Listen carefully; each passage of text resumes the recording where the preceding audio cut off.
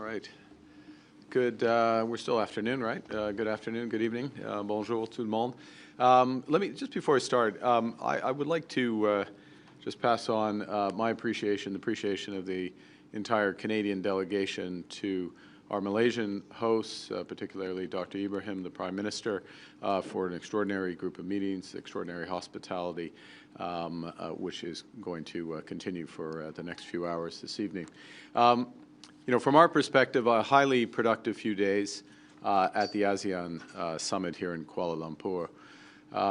I've been joined by a delegation including our Minister of International Trade, and we have focused on building new partnerships and unlocking new economic opportunities that will benefit Canadian workers and their businesses. Nous sommes réunis ici à un moment à la fois crucial et rempli d'opportunités.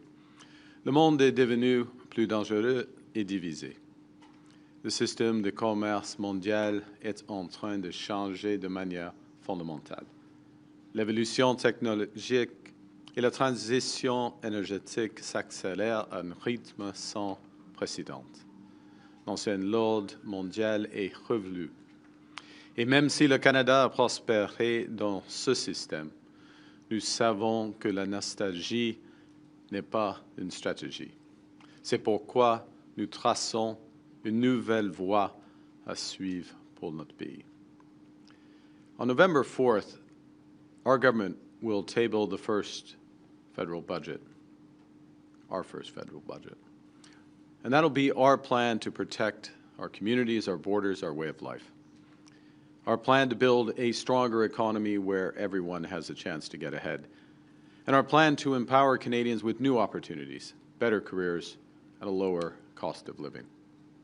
Central to those missions is our intention to double our non-U.S. exports over the course of the next decade. That alone will generate $300 billion in more trade, new orders for Canadian resources, Canadian industries, and Canadian expertise. I chose my summit for my first visit as Prime Minister to Asia because the Canada-ASEAN relationship is full of potential. This is a region of nearly 700 million consumers with a market worth over $5 trillion. It's already Canada's second largest trading partner with over $260 billion in two-way merchandise trade alone. Yet, even at those levels, it still only represents about 10% of our exports. To build those exports, to double our non-U.S. exports, our government is working to strike a series of new trade deals, including here in the Indo-Pacific. In the past few months, we've signed new agreements with the United Arab Emirates in artificial intelligence, with the European Union in defense and broader trade, with Germany in critical minerals, with Mexico in agri-food. We signed a free trade deal with Ecuador that reduces or eliminates tariffs on the majority of Canadian exports. And last month, in Ottawa, we concluded a historic free trade agreement with Indonesia, Canada's first bilateral free trade agreement with an ASEAN nation. This week in Kuala Lumpur, we agreed to accelerate progress on a new Canada-ASEAN free trade agreement, targeting completion of that agreement next year. Yesterday, I met with the Prime Ministers of Laos and Vietnam, as well as the President of the Philippines, to move those talks forward. Now, that deal would add about $1.5 billion to our economy, giving Canadian workers and businesses greater access to this fast-growing market. In fact, probably, arguably, the fastest-growing market in the world. And would create jobs for Canadian workers in sectors ranging from critical minerals to clean tech, agri-food, aerospace, and advanced manufacturing, all while lowering prices for Canadian consumers on goods like electronics and clothing. In addition, President Marcos of the Philippines and I agreed yesterday to launch talks on a new free trade agreement between our two nations, again with the goal of concluding that agreement next year. This week, we also made significant progress on energy. Today, Canada and Malaysia signed a letter of intent to deepen investment in liquefied natural gas, in oil, nuclear power, and renewables. I met with the CEO and the senior management of Petronas, one of the world's largest energy companies and already a major investor in LNG in Canada, LNG Canada Phase 1, LNG facility in Kitimat, British Columbia.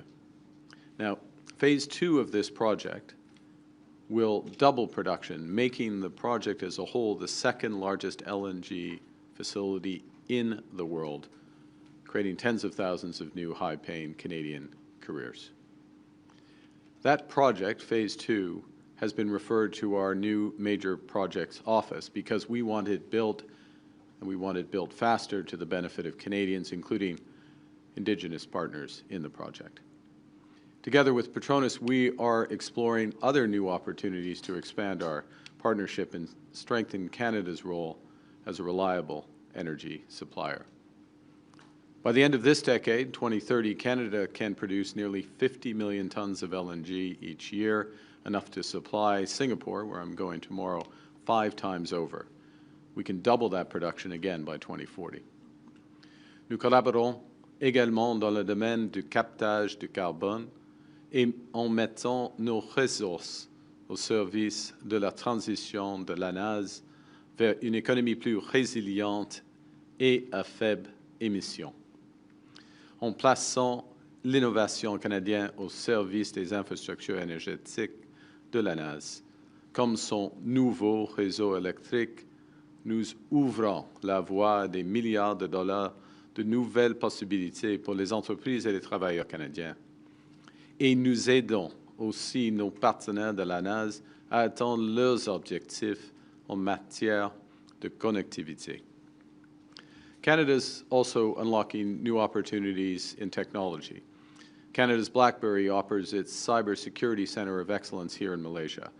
And we announced an investment to expand that center into an international hub for cyber intelligence and security innovation, something I discussed this afternoon with Prime Minister Ibrahim. Today, I visited CAE, with whom Malaysia Airlines has just signed a deal to purchase another Canadian-built flight simulator. I met the CEO of AirAsia yesterday about a potentially large order for A220 planes designed and built in Quebec. These are the kinds of partnerships we will keep building because Canada has what the world wants: world-class talent with expertise in clean technology, artificial intelligence, life sciences, and quantum computing. We're the world's number one destination for master's degrees and doctorates. We have the most educated workforce in the world. We're an energy superpower with the 3rd largest reserves of oil and the 4th largest reserves of natural gas. We have an 85% clean grid, which we can readily increase by another 50% to power clean manufacturing, clean AI infrastructure, and the electrification of our sustainable economy. We have deposits of over 34 critical minerals, and we're amongst the top 5 producers for the 10 critical minerals most essential for the world's energy transition. Over the next 5 years, we will be quadrupling our defense industrial spending, strengthening our role in collective security and creating new careers in our defense and associated industries.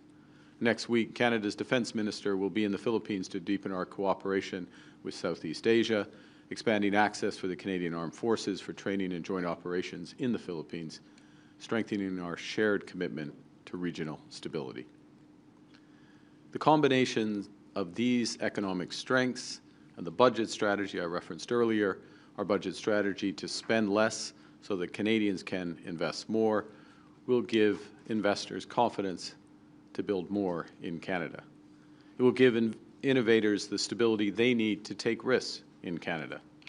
And it will reinforce the reasons the world has to trust Canadians as reliable partners. Le Canada a ce que le monde veut. Le Canada a ce dont le monde a besoin. C'est à nous de vendre au monde ce que le Canada a à offrir. Selling our products to the world is a Team Canada effort. Federal ministers are working hard, securing deals and building relationships across Asia. Premiers from British Columbia, Alberta, Saskatchewan, to Newfoundland and Labrador and Prince Edward Island are leading trade missions across the region.